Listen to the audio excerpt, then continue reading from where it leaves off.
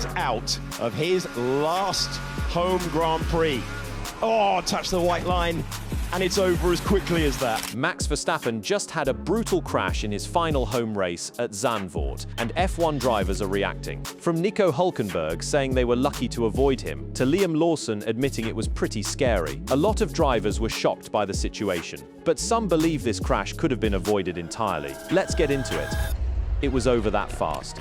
Zandvoort, August 23, 2026. This was the final Dutch Grand Prix on the F1 calendar because the track drops off the schedule after this year. For Max Verstappen, that made it the last time he would ever race in front of his home crowd here. He lined up 7th. Then the sky opened, not during the race, but about 40 to 50 minutes before the start. The rain left the track drying unevenly, and by the time the lights went out, most of the circuit was dry. One part was not. The banked final corner, turn 14, the one they call the Arie Luyendyk-bocht, sat partly in the shade and held onto the water, and every single driver still bolted on slick tires. So the setup was a fast track with one soaked corner and no wet tires to deal with it. What could go wrong? And to be clear about how nasty that corner is, this is not some slow hairpin where a spin just means a spin. The Arie Luyendyk-bocht is the banked final turn at Zandvoort, the fastest and most famous piece of the whole lap, the bit that launches the cars onto the main straight. Getting it right means carrying huge speed. Getting it wrong means arriving at a concrete wall, with all of that speed still attached. On a normal dry day, it is a thrill. On a day where half of it is drying and the shaded inside is still holding water, it turns into a coin flip, and the drivers are the ones flipping it at over 100 miles an hour. Verstappen got a messy opening lap before he even reached that corner. There was a squeeze toward the grass on the run to turn 1,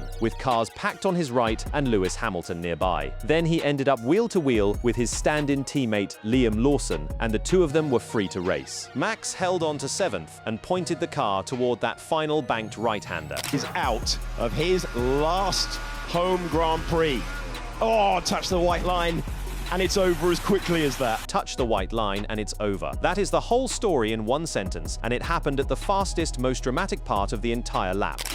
That's where it was damper in the final corners. Damper in the final corners, not the whole track, just that stretch, and Max was about to find the exact spots the hard way. The onboard replay tells the technical version. Verstappen ran a tight line, closer to the inside than most of his rivals. He spotted a dry patch opening up in front of him and got back on the throttle, thinking the grip was there. It was not. The rear of the Red Bull snapped sideways on the damp part of the corner. He tried to catch it, but there was nothing to catch. The right rear dropped onto the wet white line. The car lost drive, and that was the moment it all unraveled. I was just thinking, if you're really brave there, you might be able to make positions on a track where it's difficult to overtake.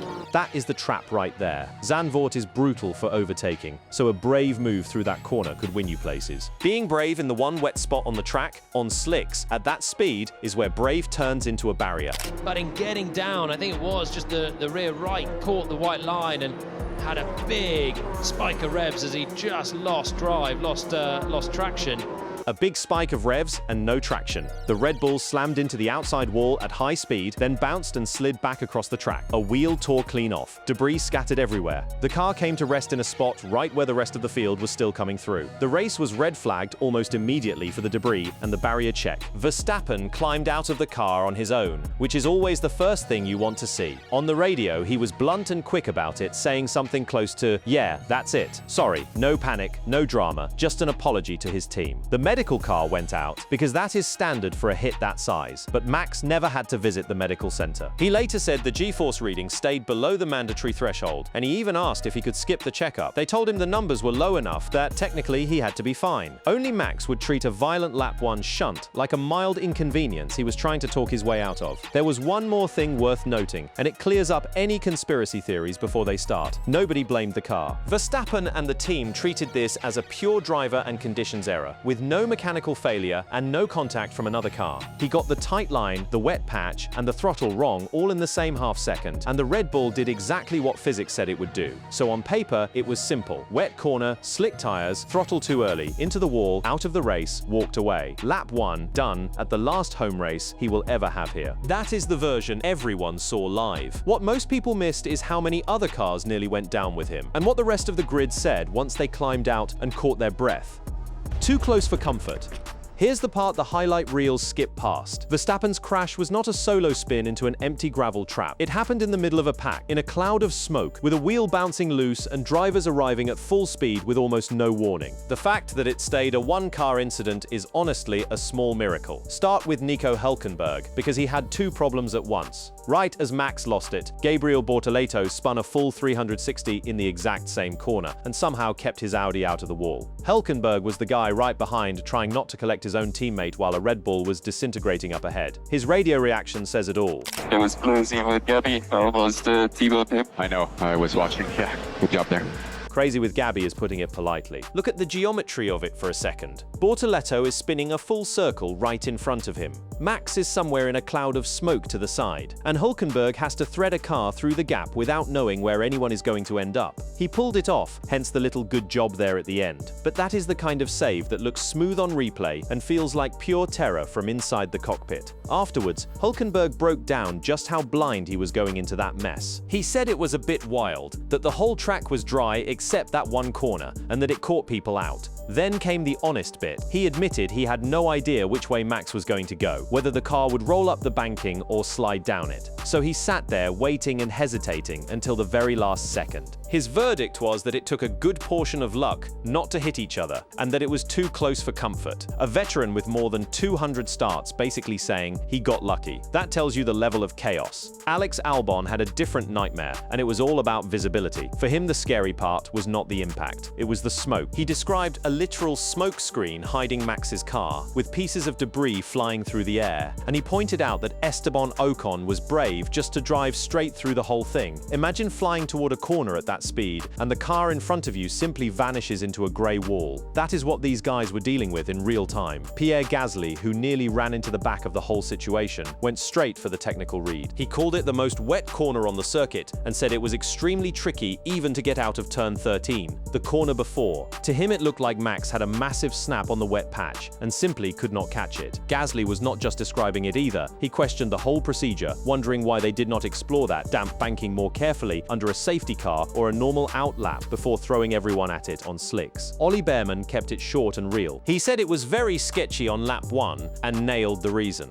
The banking was in the shade at that point. The rest of the track was totally dry and that one part was soaked. A scary situation, but glad everybody is okay. Valtteri Bottas saw it coming from a mile away. He said he knew it was going to be a mess because the final corner was still almost wet, which is exactly why he started on the hard tire and planned to stay out. The red flag ended that plan for him. And then there's Lance Stroll, who delivered the most Lance Stroll response possible. His full reaction was that it was a pretty big crash, but he did not really see what happened. Iconic, no notes. The one man with the best seat in the house was Liam Lawson, Max's stand-in teammate, who was right behind him. Lawson called the situation basically impossible. He said the whole first half of the lap was dry, and then the last few corners were completely soaked, and that with this much power on a slick tire, it was really easy to lose the car there. He lifted off because he had no confidence in the grip, and he reckoned Max was probably trying to get close and make an overtake, and just lost it. He called being right behind it pretty scary, and like Gasly, he openly questioned why there was a safety car procedure at all, saying you could see the danger coming. While the drivers were still processing it, the teams were flooding social media, and this is where the mood really shows. Mercedes posted first with a blunt red flag alert saying Max was in the wall on the last corner, and most importantly, he was okay. A rival team's first instinct was to check on him. Red Bull's own account went through the full emotional arc live. First came the gut punch, a simple no, with the news he was out. Then the heartbreak post, calling it a gutting end to his final home race. And later, a softer one that just said they were glad he was okay. Verstappen's own official channel summed it up as a tough end to his final Dutch Grand Prix, with the crash ending his race on lap 1 and Max safely out of the car. What is striking when you line all these reactions up is how none of them were shocked that it happened, only relieved about how it ended. Behrman saw it, Bottas saw it, Gasly saw it, Lawson saw it, and half of them changed their driving to survive that corner. The one guy who attacked it instead of surviving it was Max. That is not a knock on him. It is just the pattern the reactions quietly reveal, and it is the thread that runs through every single quote. So the whole grid agreed on one thing. Everyone walked away, and that corner was a trap waiting to spring. But agreeing that it was slippery does not explain why the best driver on the grid, and only him, ended up in the wall. That question got answered by a former world champion in the commentary box, and his breakdown is the part that actually stings. The real reason he lost it.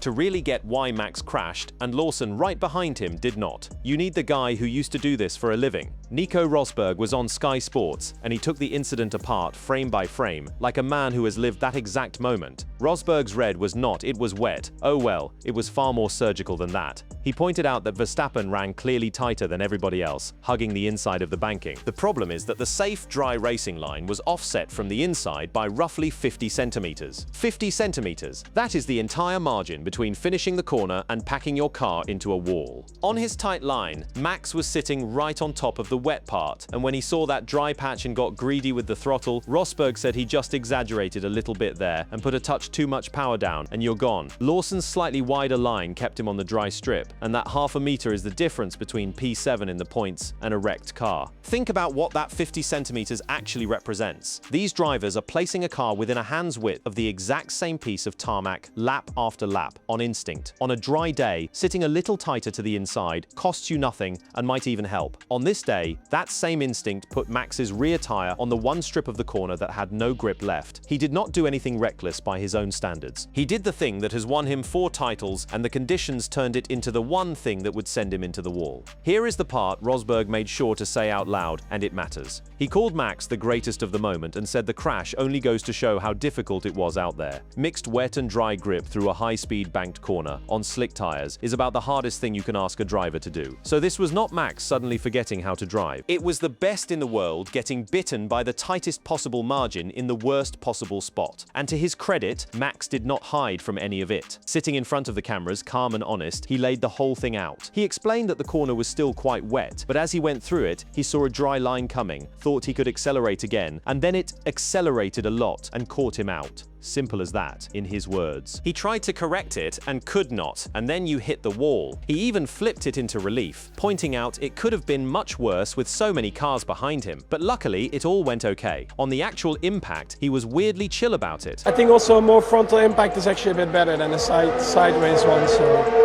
from that sense, all okay.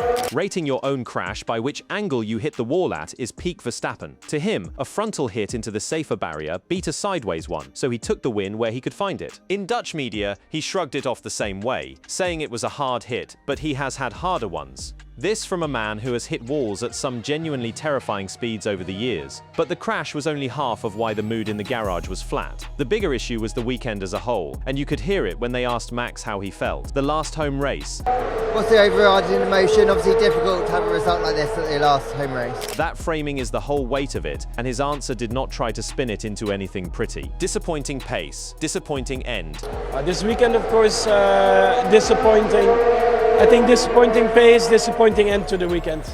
I think you can sum it up like that. And that word pace is the real story hiding under the crash. Verstappen had already flagged the car was not quick all weekend, around the 4th fastest team on average this season, and even further off the leaders here. On top of that, he had been feeling unwell during the weekend, so even without the wall, this was never shaping up to be a fairy tale send-off. His team principal, Laurent Mekies, backed all of that up. First, he made the point that mattered, saying the most important thing was that Max was okay after a pretty big shunt, and everyone was glad to see him out of the car unharmed. Then he got honest about the car, admitting there was nowhere to hide on performance, that the team had taken a step backwards since the summer break, and that they needed to regroup before Monza. In the official team statement, Max struck the same note, calling it mixed emotions and a huge shame, while still thanking the fans and holding on to the good memories he has built at this place, and the race just carried on without him, which almost makes it worse. After the long delay and the restart, Lando Norris won the final Zandvoort Grand Prix ahead of Kimi Antonelli and George Russell, talking afterwards about putting on a show for the crowd. The home hero was already back in the garage, and the party went on around him. There is something almost poetic about it, and not in a good way. The last ever Dutch Grand Prix, the crowd painted orange for their guy, and the story of the day belonged to everyone except him. It is worth remembering how differently this was supposed to go.